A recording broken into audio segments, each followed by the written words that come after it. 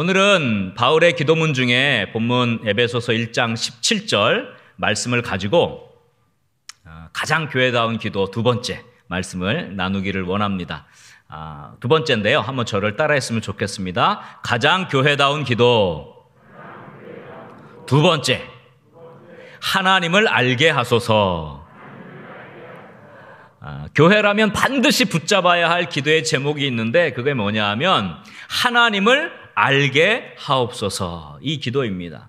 믿음과 사랑이 하나 되게 하옵소서. 그 다음에 두 번째는 하나님을 알게 하옵소서. 오늘 본문 우리가 읽은 에베소서 1장 17절 말씀 잘 아는 말씀이고 우리가 아까 읽었던 말씀인데요. 우리 주 예수 그리스도의 하나님 영광의 아버지께서 지혜와 계시의 영을 너희에게 주사 어떻게 하길 원한다고요? 하나님을 알게 하시고 하나님을 알게 하시기를 원한다. 이것이 에베소 교회 성도들을 위해서 사도 바울이 간구했던 기도의 제목입니다. 그러니까 하나님에 대한 것을 다 찾아보면요, 우리가 아마 평생 배워도 다 못 배울 만큼 하나님에 대한 지식은 방대합니다. 그러니까 사도 바울이 이제 에베소 교인들에게 그러면 너희들이 아는 그 하나님보다 조금 더 하나님을 조금이나마 더 많은 이렇게 방대한 하나님에 대한 지식이 있는데 너희가 조금이라도 좀 더 알면 좋겠다. 사도 바울이 이렇게 에베소 교인들을 위해서 기도를 한 것일까요? 물론 일면 맞기는 합니다. 우리는 하나님을 더 많이 알아가야 됩니다. 믿습니까? 그리고 하나님을 더 깊이 알아가야 합니다. 이것이 우리의 평생 과제입니다.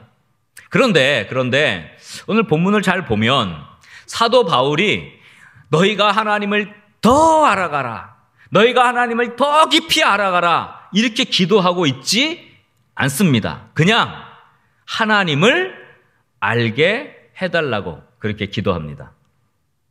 그러면 사도 바울이 에베소 교인들이 하나님을 알게 해달라 이렇게 기도하는 게 그럼 에베소 교인들이 하나님을 잘 몰라서 하나님을 좀 알라고 그렇게 기도한 것인가요? 에베소 교회는 사도 바울이 개척한 교회 가운데 가장 많은 시간을 공들였던 교회이고 가장 많은 사랑과 가르침을 쏟아부었던 교회예요. 우리 지난 시간에도 말했지만 3년 동안 밤낮 눈물로 훈계했다고 그렇게 얘기했지 않습니까? 에베소 교인들은 사도행전에 보면 수많은 외부의 핍박과 막 동요가 일어날 때에도 믿음이 전혀 흔들리지 않았어요. 핍박 가운데서도 믿음이 흔들리지 않았던 하나님에 대한 굳건한 믿음을 가졌던 에베소 교인들입니다. 그런데 하나님을 알아라?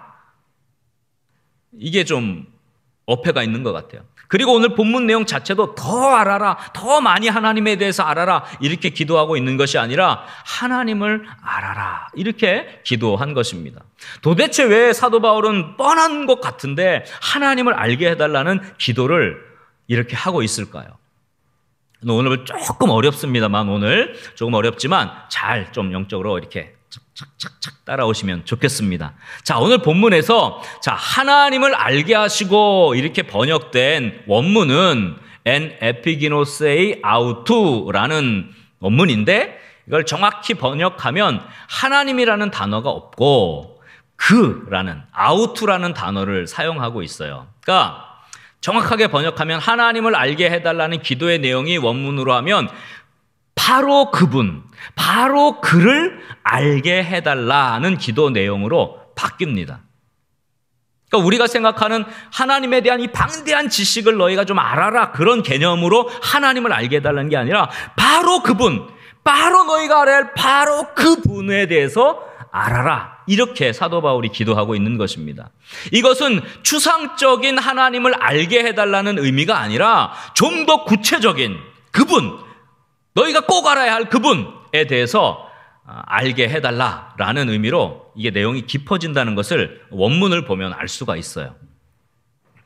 여기에서 우리는 그를 알게 해달라, 그분, 바로 그분을 알게 해달라라는 기도의 제목 앞에서 수식하는 지혜와 계시의 영이라는 단어에 주목을 해야 됩니다. 사도 바울이 지혜를 언급할 때 지혜와 총명 혹은 지혜와 지식을 같이 언급할 때가 있어요. 그럴 때는 이것이 깨달음, 아는 것, knowledge라 그러죠 영어로. 이 지식과 관련된 것입니다. 그런데 이 지혜와 계시를 연결한 것은 굉장히 좀 특별한 겁니다. 여러분, 이 계시라고 하는 단어가 있잖아요. 이 아포칼립세오스라는 단어인데 이 말 자체가 비밀에 감추인 것을 드러낸다, 그런 뜻이에요. 베일에 쌓인 것, 이렇게 커튼으로 가다놨잖아요. 닫혀놓고 뒤에 뭐가 있는지 몰라요. 근데 그 커튼을, 베일에 쌓인 것을 쫙 걷어내서 그 안에 있는 것을 드러낸다 할 때 이 계시라는 단어를 씁니다. 그러니까 이 계시는 지금까지 감춰져 있던 비밀과 연결되어 있고 결국 그분에 대한, 그 하나님에 대한 비밀스러운 지식, 비밀스러운 내용과 관련되는 것입니다. 그래서 그 하나님의 비밀을 드러낸다, 그런 개념으로 이 계시를 갖고 오는 거예요. 그러니까 자, 계시의 영을 통해서 우리는 지금까지 그냥 잘 아는 하나님, 전능하신 하나님, 천지를 창조하신 하나님, 능력으로 충만하신 하나님, 인류의 역사와 모든 사람의 인생을 인도하시고 섭리하시는 하나님이 아니라 감춰진 비밀스러운 바로 그 하나님, 바로 그분을 알아야 한다라고 사도 바울이 말씀하고 있는 것입니다. 어쩌면 이 이방 사람들에게는 그 당시 유대인들이 믿었던 여호와 하나님이나 자기들이 믿었던 뭐 제우스나 주피터나 뭐 비슷한 개념이죠. 이런 이름만 다르고 신들은 다 특징이나 속성이 비슷하다, 비슷한 신이다, 이렇게 생각할 수 있는 세계관 속에서 살았어요. 그러니까 사도 바울이 이야기하려고 하는 것은 너희들이 그냥 알고 있는 그런 신, 그런 하나님, 이게 아니다, 그거 얘기하는 겁니다. 뭐가 다를까? 우리가 믿는 하나님, 내가 믿는 하나님, 에베소 교회 성도들 너희가 믿는 그 하나님은 도대체 당시에 다른 이방 세계의 신들이 판을 치고 그 신들을 믿는 세계, 이 신적인 세계관 속에서 어떻게 다르게 충격으로 다가갔을까? 사도 바울이 얘기하려고 하는 것이 이것입니다.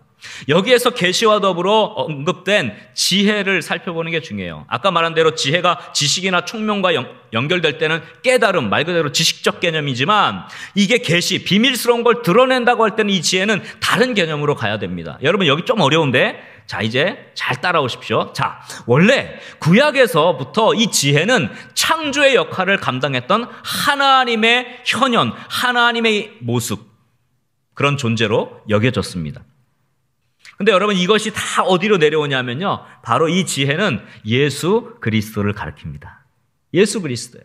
성경에서 지혜는 창조주로 모든 만물의 근원이 되시는 분인데 모든 만물이 그를 위해서 창조되었다고 말씀하는데, 그런데 중요한 것은 이 지혜가 스스로 낮아지셔서 사람들에게로 내려오고 사람들의 거절을 당한다는 거예요. 이게 지혜 사상의 중요한 특징입니다. 자, 정리하면 창조주이신 하나님이 스스로 낮아지셔서 사람들에게 내려오시고 사람들에게 거절당한다는 개념, 이게 지혜 사상의 핵심입니다. 그래서 성경의 많은 부분에 보면, 구약에도 보면 지혜에 대한 이야기를 하면서 지혜가 사람들 사이로 내려온, 사람들 사이에서 교사처럼, 선지자처럼 가르치고 선포하는 존재로 그렇게 언급이 됩니다. 그리고 그 자신의 가르침이 거부당하고 그가 배척당한다는 내용이 나와요. 여러분, 잠언의 지혜에 대한 말씀이 많이 나오죠. 잠언 1장이 지혜에 대한 시작을 말하는데요. 잠언 1장 20절, 21절 보면 이렇게 말씀해요. 지혜가 길거리에서 부르며 광장에서 소리를 높이며 사람들 사이로 내려와서 선포하는 거예요. 교사로 가르치고 선지자처럼 가르쳐요.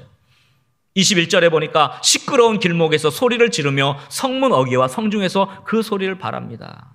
참 지혜를 가르는. 근데 이거 다 읽을 수는 없고, 자, 24절에 뭐야? 이 뭐라고 됐냐면, 내가 불렀으나 너희가 어떻게 했다고요? 듣기 싫어하였고, 내가 손을 폈으나 돌아보는 자가 없었고, 25절에 보면 도리어 나의 모든 교훈을 멸시하며 나의 책망을 받지 아니하였다. 잠언서 1장의 지혜가 부를 때 사람들의 반응을 말합니다. 지혜는 창조주이시지만 스스로 낮아지셔서 사람들 사이로 들어옵니다. 그리고 사람들에게 지혜를 주고 사람들을 가르치고 영생의 길로 이끕니다. 생명의 물을 줍니다. 그런데 이 사람들이 지혜를 거부하고 받아들이지 않는 거예요. 여러분, 요한복음을 잘 보면요, 아까 그 말씀이 지혜 사상에서 왔다 그랬잖아요. 연결되어 있다 그랬잖아요. 그 요한복음 1장에 쭉 뒤에 내려가 보면 이게 똑같은 이야기가 그대로 반복돼요. 요한복음 1장 9절부터 11절까지 말씀이에요. 9절 보면 참빛 곧 세상에 와서 각 사람에게 비추는 빛이 있었나니, 10절 그가 세상에 계셨으며 세상은 그로 말미암아 어떻게 되었다고요? 지은 바 되었을 때 창조되었어요. 창조주예요. 근데 세상이 그를 어떻게 했다 그랬어요? 알지 못하였다. 거부했어요. 11절 말씀이 이것입니다. 한번 다 같이 읽겠습니다. 자기 땅에 오매 자기 백성이 영접하지 아니하였다. 지혜는 하늘의 영광을, 창조주의 권능을 버리고 사람 사이로 옵니다. 그런데 사람들이 그 지혜를 받아들이지 않고 거절합니다. 예수님은 창조주이신데 그가 자기 땅에 내려왔지만 자기 백성이 영접하지 않습니다. 몰라요. 예수님께서 이 땅에 계실 때 복음서에서 많은 말씀을 지혜에 대한 말씀을 하셨는데 그것만 해도 너무 방대한 양인데, 예수님께서 여우도 굴이 있고 공중의 새도 집이 있지만 인자는 뭐라 그랬어요? 머리 들 곳이 없도다. 이게 무슨 말이에요? 지혜 사상이요. 이 땅에 왔지만 여우도 자기 굴이 있고 공중의 새도 집이 있는데 인자는 머리 들 곳이 없다. 예수님이 뭐 잠잘 곳이 없다고 얘기한 거 아니에요. 지혜는 이 땅에 왔지만 거절당한다. 그 얘기하는 거예요.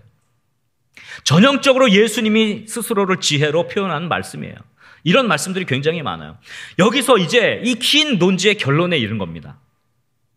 자, 교회라면 꼭 알아야 할 하나님은 그 하나님은 어떤 하나님이냐? 그분은 누구냐?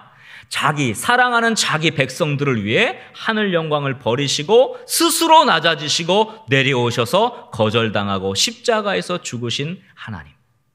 그 하나님을 알아야 한다는 것입니다. 이게 교회가 알아야 할 하나님에 대한 핵심입니다. 이게 계시로 드러난, 비밀처럼 감춰 있다가 드러난, 지혜로만 알 수 있는 비밀스러운 하나님에 대한 지식인 것입니다. 그러므로 교회라면, 성도라면, 그리스도인이라면 반드시 빼먹지 말고 기도해야 될 제목이 있습니다. 그게 뭐냐면 하늘 영광을 버리시고 낮아지셔서 이 땅에 내려오셔서 십자가에서 죽으신 그 하나님, 그 예수 그리스도를 알게 해달라는 기도인 줄 믿으시기 바랍니다. 이 기도는요 굉장히 중요해요. 사도 바울은 자기의 삶을 가지고 단언하면서 이렇게 얘기해요. 고린도전서 2장 2절 말씀에 이렇게 얘기합니다. 한번 다 같이 읽겠습니다. 내가 너희 중에서 예수 그리스도와 그가 십자가에 못 박히신 것 외에는 아무것도, 뭘 작정했다고요? 아무것도 알지 아니하기로 작정했어요. 뭐만 알겠다는 거예요? 예수 그리스도의 십자가에 못 박히신 것 외에는 나는 세상의 모든 지식, 세상의 모든 것들은 다 배설물처럼 버리겠다. 내가 오직 알기를 원하는 것은 예수 그리스도의 십자가. 이 고백이 오늘 본문에 나온 바로 그분을 너희가 알기를 원한다. 그 말씀이에요. 이 하나님에 대해서 아는 게 왜 중요합니까? 여러분, 당시 이방인들이 섬기던 에베소 교회 교인들도 예수님 알기 전에, 하나님 믿기 전에 알았던 그 신들이에요. 자기들이 섬기던 신들은요, 높은 곳에서 권력을 휘두릅니다. 사람들 사이에 군림합니다. 사람들을 마음대로 부려먹습니다. 전능한 신으로 두려움으로 사람들을 마음대로 다스리고 섬김을 받던 신들이에요. 오죽하면 알지 못하는 신들에게까지 제사를 드려야 하는 사람들이었겠어요. 그런데 우리가 믿는 하나님은 자기 백성들을 사랑하셔서 자기 백성을 위해 하늘의 영광을 버리고 낮아지셔서 십자가에서 죽으신 하나님이에요. 여러분, 어떤 신이 자기를 섬기는 백성을 위해 자기를 낮추고 죽습니까? 신을 위해 섬기는 백성이 자기를 신보다 낮고 자기를 죽는 것을 우리는 많이 봅니다. 당연하게 생각합니다. 섬기는 사람이 낮아지고 섬기는 사람이 죽죠, 신을 위해서. 그런데 어떻게 우리가 섬긴다고 하는 그 신이, 그 하나님이 사랑하는 백성을 살리기 위해서 자기를 낮추시고 죽는다고 할 수 있습니까? 이거는 상상도 못할 일이에요. 여기에 놀라운 하나님의 비밀이 숨어 있습니다. 여기에 놀라운 하나님의 그 놀라운 사랑이 숨어 있습니다. 이것을 깨달아야 됩니다. 여러분, 하나님은 전능하십니다. 믿습니까? 하나님은 만물을 창조하셨습니다. 믿습니까? 하나님은 우리를 다스리십니다. 믿습니까? 그러나 우리를 위해 기꺼이 낮아지신 분이십니다. 이 사실도 믿어야 돼요. 이것이 사도 바울이 알기 원하는 바로 그분입니다. 그 하나님입니다. 제가 예전에 그 파퍼신의 펭귄들이라는 그 짐 캐리라는 분이 아주 코믹한 배우인데, 아주 유명한 세계적인 코미디 배우인데요. 그분이 주연한 영화를 본 적이 있어요. 재밌는 부분이 많습니다. 코믹한 부분이 많은데 사실 굉장히 중요한 의미를 담고 있어요. 이 주인공이 톰인데 어린 시절부터 아버지를 그리워해요. 아버지를 자주 만나지 못하고 해서 아버지와 소통할 때 아버지와 소통하는 그 연락책이 뭐냐 하면 무선통신기예요. 그 무선통신기는 항상 높은 곳에 있었어요. 조그만 아이니까 그 무선통신기를 잡아야 아버지랑 연결돼요. 그래서 그냥 발을 뻗어서 까치발을 뻗어가지고 그걸 잡아서 아버지와 마음을 통합니다. 그러다 보니까 이 톰은 어려서부터 높은 곳을 추구했어요. 높은 곳을 향해 가고 높은 곳으로 가려고 했어요. 그래서 성장해가지고요, 뉴욕에 이제 커서 사업가가 됩니다. 뉴욕의 높은 빌딩을 다 사들입니다. 그래서 자기의 커리어를 높여갑니다. 100%의 성공률을 거두면서 자기의 삶을 만들어갑니다. 높은 곳으로 올라갑니다. 자기의 집도요, 높은 아파트 꼭대기층에 펜트하우스에서 삽니다. 그런데 높은 곳으로 올라갈수록 사업으로 등한시된 이 가족들과 소원해지고 가족들에게 버림을 받습니다. 높은 아파트 꼭대기에서 혼자 지냅니다. 오직 그에게 말을 건네는 사람은 그의 돈을 탐내는 아파트 경비원뿐이에요. 톰은 높은 곳에서 혼자 지내지만 사람들을 잃어버리고 사랑도 잃어버렸습니다. 그러던 어느 날 그 센트럴파크, 뉴욕에 보면 넓은 공원이 있단 말이에요. 센트럴파크 내에 있는 단층짜리, 원래 고층 빌딩만 좋아했는데 단층짜리 아주 낡은 태번 언더 그린이라는 그 낡은 레스토랑을 구입하는 일을 하게 됩니다. 그 낡은 레스토랑은 어린 시절 아버지와의 추억이 있던 거예요. 이 주인공인 톰은 높은 곳을 향해 올라가면서 잊혀졌던 그리운 아버지와의 추억이 있는 낮은 시절, 자기가 가장 어렸을 때, 눈높이가 가장 낮았을 때 그 시절을 떠올리게 됩니다. 그런 특별한 장소를 그가 매입하는 일을 하게 됩니다. 그러면서 아버지의 유산으로 남겨진 펭귄들을 받게 돼요. 펭귄을 받는데 아버지 유산으로 남겨진 거예요. 펭귄은 조그맣니다. 요만한 조그만 펭귄이에요. 이 펭귄을 아버지 유산으로 받았으니까 어떻게 해요? 아낍니다. 이 펭귄들을 어떻게든지 잘 돌보려고 해요. 이 펭귄을 아끼는 마음들이 이제 가족들을 하나로 만들게 해요. 가족들이 거기서 회복이 돼요. 막 가족들의 마음이 변해요. 이 톰도 마음이 변해요. 이 펭귄이 어떻게 해요? 조그마니까 이 펭귄들을 돌보려면 어떻게 되냐면 몸을 낮춰야 돼요. 숙여야 돼요. 이렇게 내려다보지 않습니다. 낮춰서 눈높이를 하니까 무릎을 항상 꿇고 바닥으로 내려와야 됩니다. 아파트 꼭대기층에 사는데요, 펭귄이 추운 데 있어야 되니까 추운 겨울에 다 난방도 끄고 눈을 다 끌어와가지고 눈을 깔고 자기는 추운 패딩을 입고 그 펭귄과 함께 지냅니다. 펭귄이 알을 낳는데 알이 부화가 되지 않아요. 그러니까 자기는 침대에서 또 이제는 바닥까지 내려와서 바닥에 내려와서 그 알 옆에서 지키며 잡니다. 거기에서 잠을 청합니다. 바닥에서 지내게 됩니다. 그렇게 몸을 낮추고 바닥으로 내려가다가 보니까 그 바닥 가장 밑에 있던 서랍을 발견해요. 여러분, 왜 우리가 이렇게 바닥에 딱 놓으시면 옛날에는 장롱들이 있어가지고 장롱 밑에 이렇게 뭘 하면 옛날 뭐 동전도 거기서 나오고 뭐 장난감도 나오고 옛날 무슨 편지도 나오고 막 이러잖아요. 그랑 똑같이 제일 낮게 몸을 낮췄더니 서랍을 발견해. 그 서랍을 열었는데 거기에서 아버지의 편지가 나와요. 아버지와의 연결이 높은 곳으로 간 게 아니라 진짜 아버지의 사랑을 어디서 느끼냐면요, 몸을 낮추니까 거기서 발견했어요. 그 편지를 보고 아버지의 사랑을 깨닫게 됩니다. 여러분, 코믹 영화 같지만 감동이 있는 휴먼 스토리를 담고 있어요. 여러분, 우리는 높아질 때가 아니라 비로소 낮아질 때 오히려 사랑이 회복되는 것을 발견하게 됩니다. 우리가 낮아질 때 삶의 의미를 발견하게 됩니다. 인생의 회복됨을 우리는 얻게 됩니다. 여러분, 하나님을 알게 하소서, 이 기도는 피상적이고 지식적인 하나님을 알게 해달라는 그런 기도가 아닙니다. 하나님에 대한 지식을 많이 늘려달라, 그런 기도도 아닙니다. 이 기도는 우리를 살리시려고 자신을 낮추시고 죽어주신 예수님을 닮게 해달라는 기도입니다. 낮아지게 해달라는 기도입니다. 이 기도는 지식적 기도가 아니라 실천적 기도입니다. 마더 테레사가 어느 날 한 어린이의 상처를 정성스럽게 치료를 해주고 있을 때 이웃 주민이 물어봅니다. 당신은 당신보다 더 잘 살고 높은 지위를 가진 사람들이 편하게 사는 것을 보면 부러운 마음이 들지 않습니까?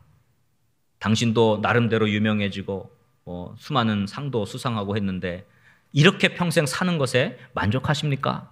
그렇게 물어봅니다. 그러자 마더 테레사가 이렇게 대답했다고 합니다. 허리를 굽혀 섬기는 사람은 위를 쳐다볼 시간이 없답니다. 그리고 엎드려 있는 사람은 넘어질 염려가 없습니다. 그렇게 얘기했다고 합니다. 세상 사람들과 눈높이를 맞춰야 합니다. 홀로 고고하게 높이 있어서는 안 됩니다. 교회가요, 마음이 높아졌어요. 교회가 홀로 고고해요. 교회는 세상 사람들의 눈높이에 맞추고 구원을 받아야 할 영혼들에게 낮은 모습으로 다가가고 겸손하게 섬겨야 합니다. 높은 곳에 홀로 있는 것이 교회가 아닙니다. 여러분, 사랑이라는 거예요. 사랑. 삶의 가치, 영혼, 관계, 이것이요, 높은 곳에서 해결이 되는 게 아니라 낮은 곳에서 회복되는 법입니다. 한번 따라 했으면 좋겠어요. 교회는 낮은 곳으로 향하는 존재이다. 다시 한번, 교회는 낮은 곳으로 향하는 존재이다.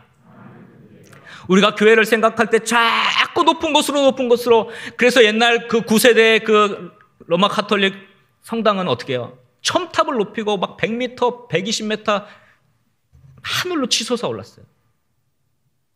사람들에게로 내려가지 못했어요. 그래서 교회는요, 높이 올라가면 안 되고요, 열려야 돼요. 넓게 열려야 돼. 누구든지 교회의 문턱으로 들어올 수 있게. 예루살렘 성전이 왜 예수님에게 저주를 받고 하나님이 그 성전을 돌아나도 남지 않고 다 쓸어버렸겠어요? 높아서 그래요. 높아서. 사람들이 들어올 수 없었어요. 만민이 기도하는 집인데 차단하고 들어오지 못하게 하고, 너희는 안 돼, 우리만 제사를 드려. 이 예루살렘이에요. 교회가 아닌 거예요. 교회는요, 낮은 곳으로 향하는 존재예요. 여러분, 마지막에 새하늘과 새 땅이 완성됩니다. 천국이 완성이 됩니다. 그러면 비로소 교회가 완성이 되고 하나님 나라가 완성이 되는데, 그때 새 예루살렘, 교회이자 하나님 나라를 상징하는 새 예루살렘은 하늘에서 땅으로 내려옵니다. 계시록 보세요. 단장된 신부와 같은 새 예루살렘이 하늘로부터 내려옵니다. 여러분, 특세 때 제가 얘기했지만 하나님이 온 우주 만물을 창조하시는 분인데 이 땅에 에덴을 만드시고 우리와 함께 동행하시기 위해서 이 땅으로 어떻게 내려오셔서 거니셨어요. 하나님이 그런 하나님이에요. 창조부터 마지막까지 하나님은 내려오시는 하나님이세요. 이것이 교회의 본질이자 결론입니다. 우리가 믿는 하나님은요, 낮아지시는 하나님입니다. 믿습니까? 우리가 알아야 할 하나님은 스스로 낮아지시고 십자가에서 죽으신 바로 그 하나님이세요. 이 하나님을 믿는 성도는, 교회는 낮은 곳으로 내려가야 합니다.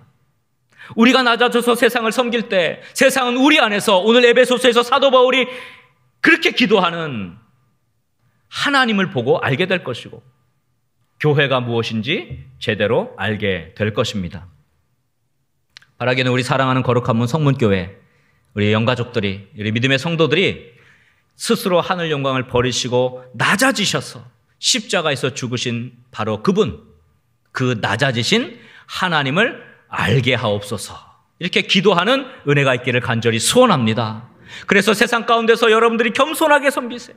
높은 곳에 있는 사람이 아니라 그것조차도 내려놓고 기도하고 낮아지며 눈높이를 낮추고 세상 사람들의 눈으로 함께 바라보고 낮은 곳으로 내려가는 그런 교회다운 모습을 통해서 여러분, 하나님의 영광을 드러내고 영혼을 구원하고 많은 사람들이 교회로 올 수 있도록 그런 교회다운 삶을 살아가는 그런 저와 여러분 될 수 있기를 주의 이름으로 간절히 축원합니다.